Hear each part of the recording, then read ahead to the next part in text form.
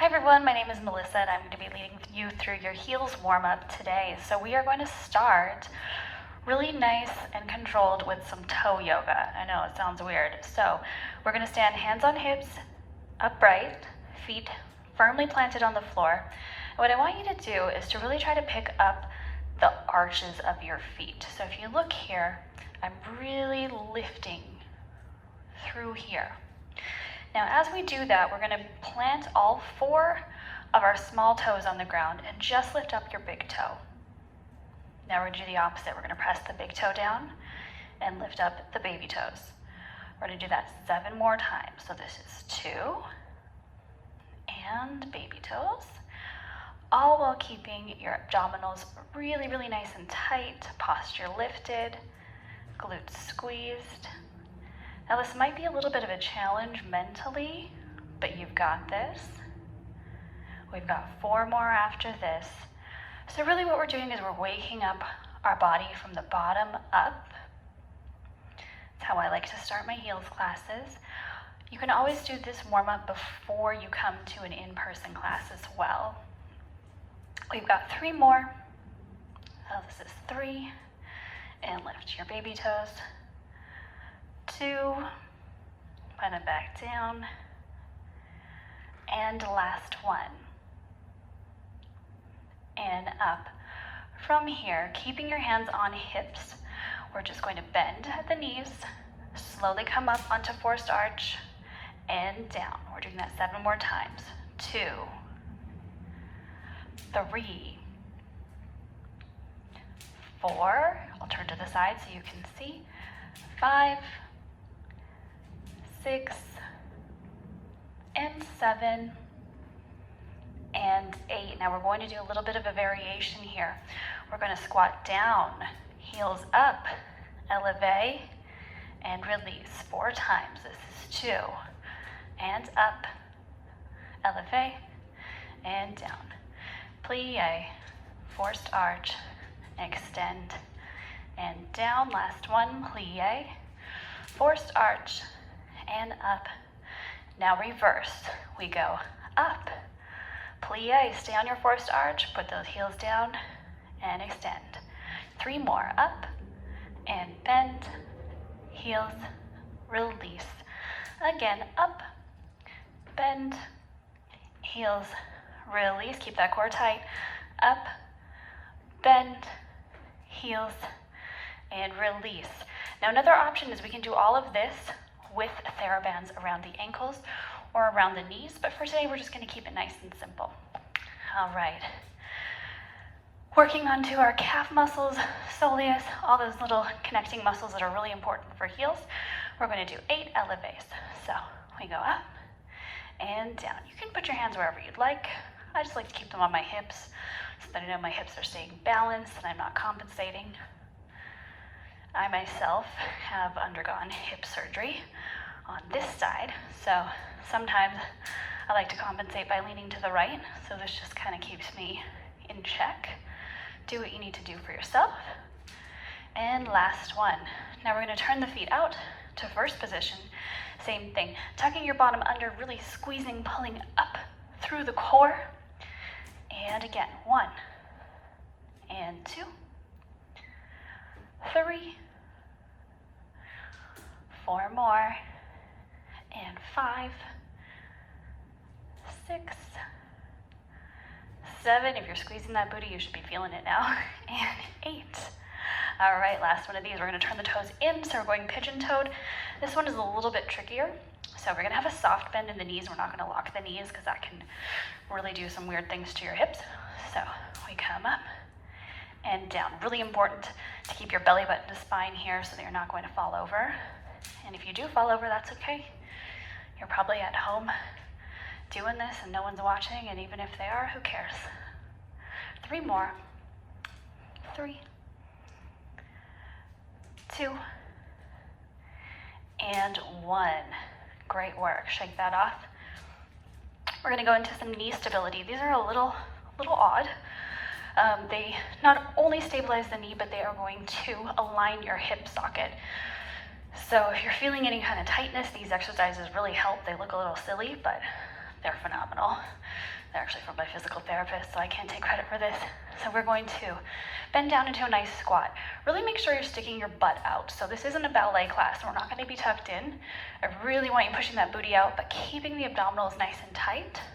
From here, you're going to take your left leg and you're going to bring the knee in and out. Now again, we're keeping that nice lift in the arch of our foot, and the ankle is not rolling. This is only the knee and the hip.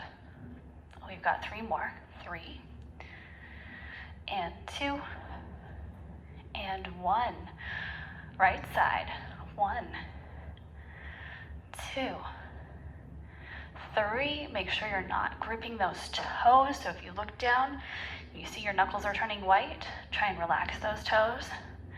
Pull up through the rest of the body. We've got 1 more. And release that. Great.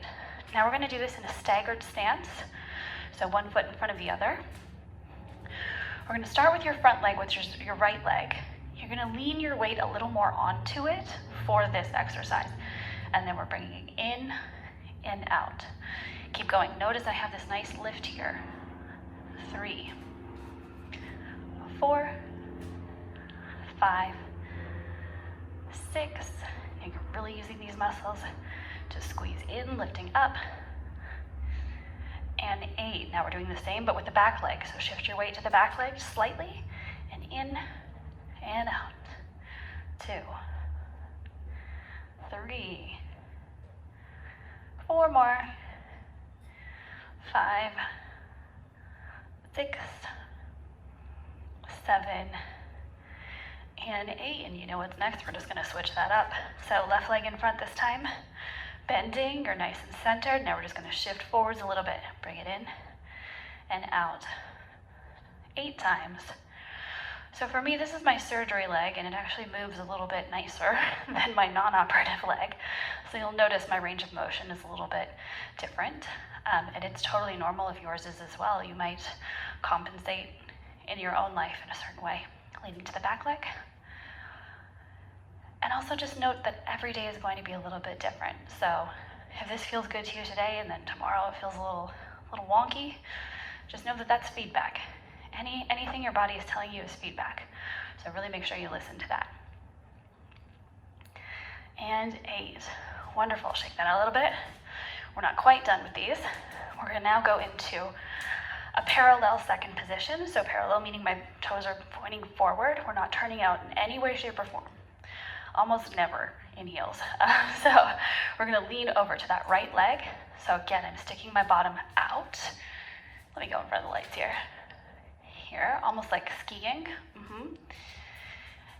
Putting that weight onto the right leg and bringing it in and pushing it out as far as you can without rolling the ankle.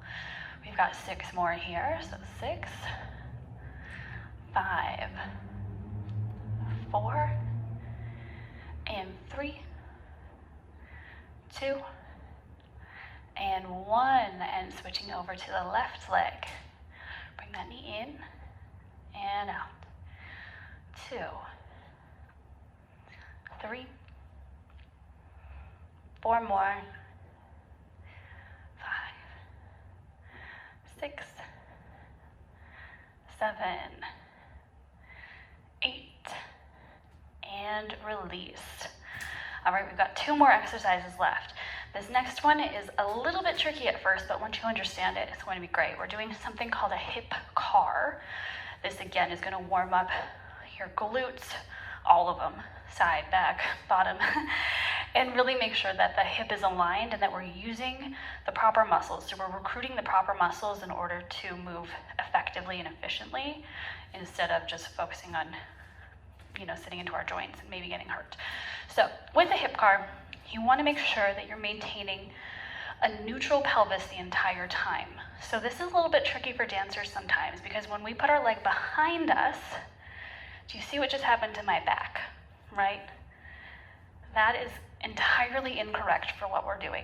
So we want to keep this nice and tucked as you can, okay? Most people, when you're actually extending your leg to the back, you should have between a 3 and 5 degree elevation.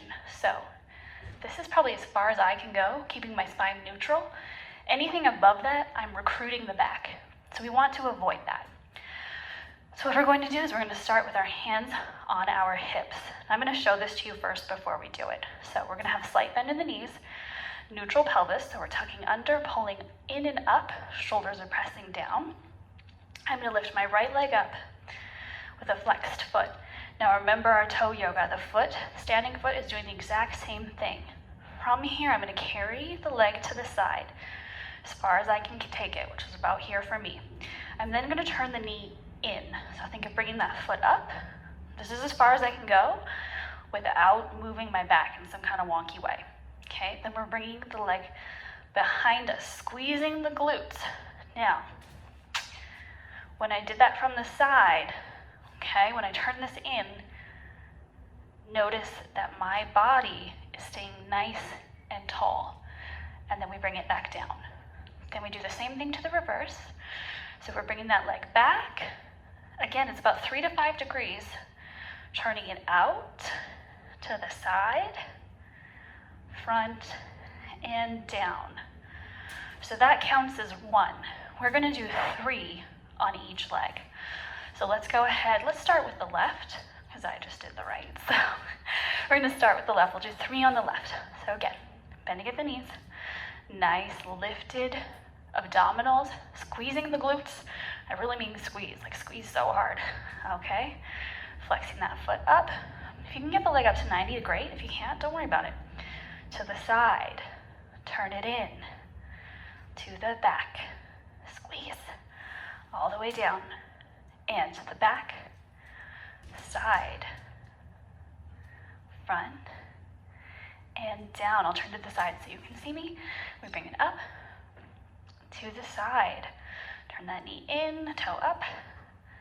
To the back, really squeezing. And down. And to the back. Side. Front. And down. One more. Bring it up. Side. Turn it in. So again, we see how this is warming up the hips because we're literally just using our hip muscles to rotate the femur in that socket. That's exactly what we want. And back down. All right, right side. Bring the knee up. And open. Turn. Really, really squeeze.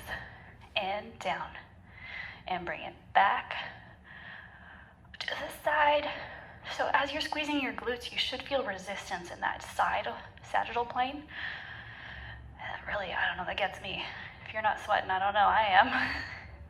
It's also really hot here today, but these work. And last one. Up to the side. Bring it in and down. I don't know if that was 3 or 4. Let's do one more just for good luck. Up to the side. In. Back. And down. And last one. Back. Side. In and down. You did it. You should really start to be feeling warm. You should be feeling your stabilizers on the sides of your legs really starting to fire up. Our last exercise is a little intense. So I'm going to show you on an angle so you can see what I'm doing. We're going to start in a plank. So we're going to start on all fours here.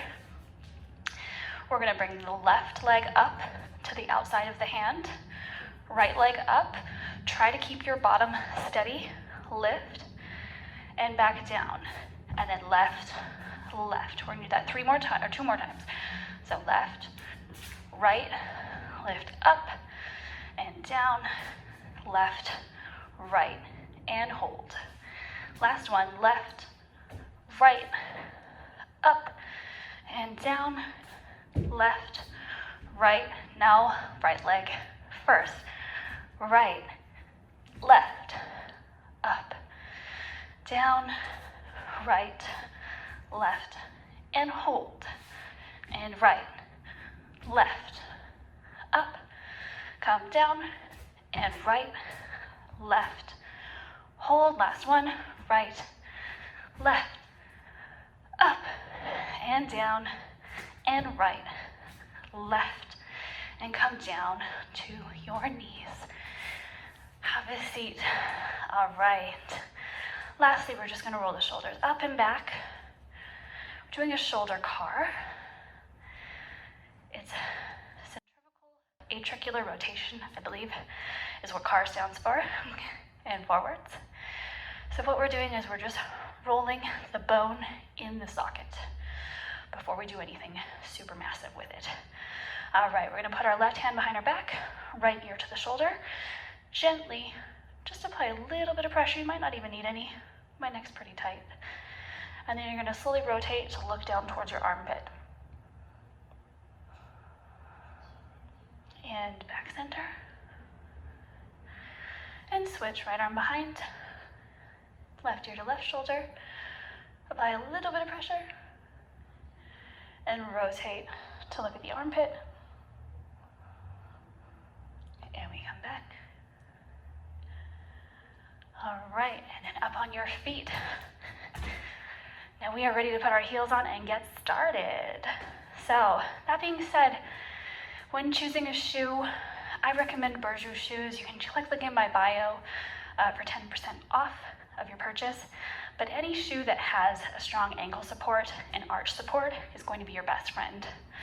For years, I danced in shoes that I found at Aldo or really anywhere. I think a lot of us did.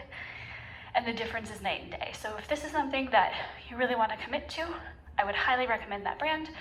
I'm sure there's other brands, but that's the one that I use, and pretty much, I think 90% of my class, the dancers in my class, wear Berjoux as well. All right.